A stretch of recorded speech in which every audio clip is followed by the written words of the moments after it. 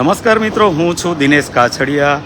અશ્વની કુમાર સુરત શહેરથી ward number 5માંથી live બતાવી રહ્યો છું. ઉત્કલનગર બ્રિજ, જે પ્રમુખ સ્વામી બ્રિજના નામથી ઓળખાય છે, રેલવે લાઇનની ઉપરથી જતો આ બ્રિજ છે. હાલમાં હું ત્યાંની જે પરિસ્થિતિ છે એ હાલમાં બતાવી રહ્યો છું.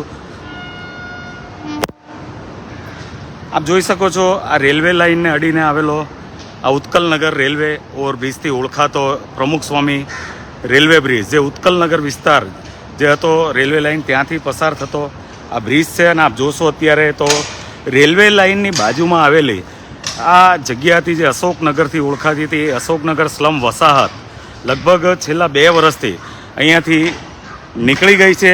આપ જોઈ શકો છો અહીંયાની હાલત. અત્યારે એક આ કબુટેક્સ નામની ડાઇંગ મિલ છે, એની દિવાલ પણ થઈ રહી છે. એકદમ જર્જરિત બિલ્ડિંગ છે, ગમે ત્યારે નીચે આવી જાય એવું બિલ્ડિંગ છે. આપ જોઈ શકો છો, કબુટેક્સ ડાઇંગ મિલ છે. એની સાથે રેલવેની લાઇન પણ આવેલી છે અને સાથે સાથે કમ્પાઉન્ડ વોલ, જે સુરત મહાનગરપાલિકાના અધિકારીઓને ખ્યાલ બી નહીં હશે કે અહીંયા કમ્પાઉન્ડ વોલ થઈ રહ્યો છે. આપ જોઈ શકો છો, આ ઉત્કલનગર જે વિસ્તાર છે એસએમસીનો આ બ્રિજ છે, રેલવે ઓવરબ્રિજ, જે પ્રમુખ સ્વામીના નામથી ઓળખાય છે. ખાસ વાત અત્યારે હું એક કરવા માગું છું. હાલમાં હું તમને બતાવીશ, આ બ્રિજ ઉપર જવા માટેનો દાદર બી બનાવવામાં આવ્યો છે. આ અશોકનગર વસાહત અહીંયાથી જે ડિમોલેશન થઈ ગઈ છે, લગભગ 2 વર્ષ જેવો સમયગાળો થયો છે.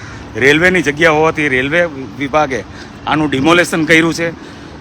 અને અહીંયા દારૂ, ગાંજા, જુગારનો બહુ મોટા અડ્ડાઓ ચાલતા હતા, એ પણ હાલમાં અહીંયાથી હટી ગયા છે. એક પણ દારૂ, ગાંજો કે જુગારના અડ્ડાઓ અત્યારે હાલમાં અહીંયા ચાલી રહ્યા નથી. આ રેલવે લાઇનને અડીને ઉત્કલનગર વિસ્તાર છે અને પ્રમુખ સ્વામી આ બ્રિજ છે, આપ જોઈ શકો છો. સાથે સાથે આ કબુટેક્સ મિલ છે, જે ગમે ત્યારે પડી જાય એવી પરિસ્થિતિમાં છે, છતાં પણ આ મિલ ચલાવવામાં આવી રહી છે. આપ જોઈ શકો છો. સુરત મહાનગરપાલિકાના અધિકારીઓને કહેવા માગું છું કે આ મિલની તપાસ કરવામાં આવે, જેથી કરીને મિલની સ્ટેબિલિટી સર્ટિફિકેટ તેમજ આ મિલનું બિલ્ડિંગ ચાલે એવું છે કે નહીં એ પણ તપાસ કરવામાં આવે. અત્યારે હાલમાં એક બીજી વસ્તુ બતાવવા જઈ રહ્યો છું, જે 2017માં બનેલી છે. સુરત મહાનગરપાલિકાએ બનાવ્યું છે અને આજની તારીખ સુધી હજી એનો વપરાશ, ઉપયોગ જે ચાલુ થવો જોઈએ થયો નથી.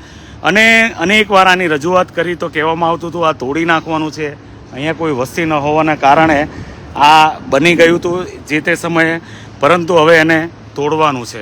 હું આપને બતાવીશ આ pay and use toilet block Utkalnagar, જે 2017માં બનાવવામાં આવ્યું છે. 2017માં બનાવેલું પે એન્ડ યુઝ ટોયલેટ આજ દિવસ સુધી તાળું ખુલ્લું નથી. જે હું તમને અહીંયા જે તાળું માર્યું છે એ પણ બતાવીશ. 10,000 કરોડ કરતાં વધારેનું બજેટ મહાનગરપાલિકાએ હમણાં જે કીધું છે કે 10,000 કરતાં વધારે બજેટ સુરત મહાનગરપાલિકાનું છે.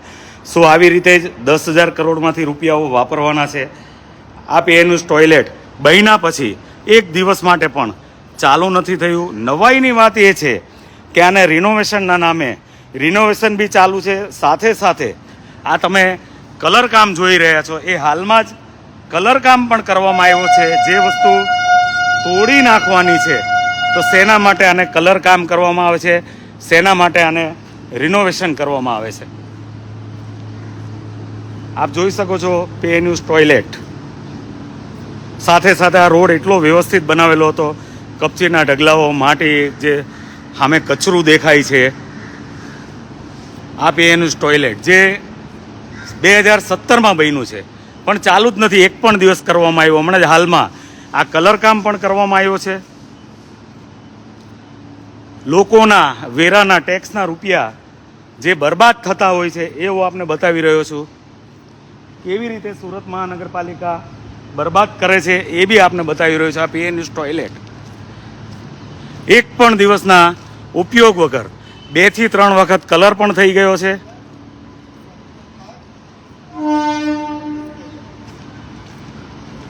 લોકોના ટેક્સના પૈસા કેવી રીતે વપરાય છે એ આપ જોઈ શકો છો. આ રેલવે લાઇન પર ટ્રેન બી જઈ રહી છે. અત્યારે લોકોના રૂપિયાની બરબાદી કેવી રીતે થાય છે આપ જોઈ શકો છો. પીએનયુઝ ટોયલેટ જે 2017માં બન્યું છે, આજ દિવસ સુધી ચાલુ જ નથી થયું. આની પાછળના કારણો શું? અને દર વર્ષે મેન્ટેનન્સ પણ આનું થાય છે, કલરકામ પણ થાય છે. જો ઉપયોગમાં જ નથી લેવાનું, તોડી જ નાખવાનું હતું, તો દર વર્ષે મેન્ટેનન્સ ને કલરકામ શું કામ આના થતા હશે? કોના ખિસ્સામાં રૂપિયા જતા હશે? એ આપણે વિચારવાનું છે. આ રોડ એકદમ સારામાં સારો બનાવ્યો હતો. અત્યારે જોઉં છો આપ કચરાના ઢગલાઓ જે સાઈડની ફૂટપાથ બનાવેલી છે એની ઉપર કપચીના ઢગલાઓ.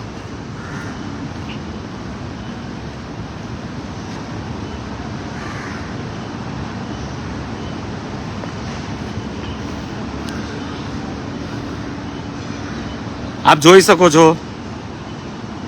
સરસ્વતી સર્કલ પાસેથી અંદર આવતો આ રોડ છે, ગૌશાળાથી અંદર આવતો આ રોડ છે. પટેલ નગર બી બાજુમાં આવ્યું છે. આ જોઈ શકો છો ઇન્ડસ્ટ્રીઝ એરિયા છે આખો. અને આ પીએનયુઝ ટોયલેટ બનાવ્યું હતું, કોના માટે બનાવ્યું હશે, શું કામ બનાવ્યું હશે, આજ દિવસ સુધી ચાલુ શું કામ નથી કરવામાં આવ્યું, એક બહુ મોટો પ્રશ્ન છે. સુરત મહાનગરપાલિકાના કમિશનર શ્રી, વરાછા ઝોનના અધિકારીઓને હું કહેવા માગું છું, આરોગ્ય વિભાગના અધિકારીઓને કહેવા માગું છું, તમારી અંદરમાં આવતું આ પીએનયુઝ ટોયલેટ છે, સુરત મહાનગરપાલિકા વરાછા ઝોન સંચાલિત પીએનયુઝ ટોયલેટ, સ્થળ ઉત્કલનગર. આપ જોઈ શકો છો ઉપર બોર્ડ બી મારેલું છે. જો ચાલુ કરવાના હોય તો ચાલુ કરી દેવું જોઈએ, તોડી નાખવાનું હોય તો તોડી નાખવું જોઈએ, જેથી કરીને મેન્ટેનન્સના પૈસા આની પાછળ વપરાય નહીં.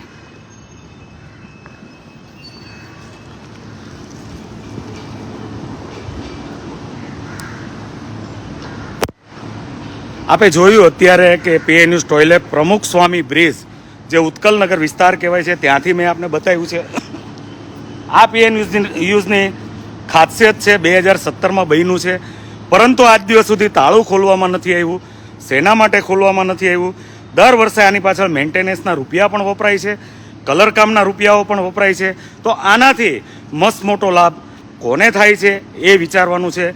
સુરત મહાનગરપાલિકાના જવાબદાર અધિકારીઓને કહેવા માગું છું, તાત્કાલિક આની તપાસ કરવામાં આવે. અને આવા પીએનયુઝ ટોયલેટ આખા સુરતમાં કેટલા એવા બનાવ્યા છે કે નોન યુઝ છે, તાળા નથી ખોલ્યા, અને એના મેન્ટેનન્સ પણ થાય છે, કલરકામ પણ થાય છે. એની પણ તપાસ થવી જોઈએ. ફરીવાર પાછા મળીશું. કોઈ પણ વિસ્તારમાં આવો પ્રશ્ન હોય, મારા વોર્ડ નંબર 5માં બી આવો પ્રશ્ન હોય કોઈ બી ગંભીર, તો મને જણાવવા માટે વિનંતી છે. મારો મોબાઈલ નંબર છે 98 248 22 000. દિનેશ કાછડિયા, પૂર્વ કોર્પોરેટર, સુરત મહાનગરપાલિકા. જય હિન્દ, જય જય ગરવી ગુજરાત, ભારત માતા કી જય.